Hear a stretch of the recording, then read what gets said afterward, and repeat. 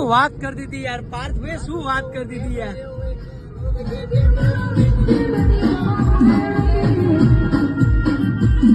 શું જયેશભાઈ વાત સાચી છે ભાઈ? શું પ્રેમ એવી વસ્તુ છે કે એનો રોગની કોઈ દવા જ ના હોય? પ્રેમની કોઈ દવા નહીં, ખાલી મરવું પડે.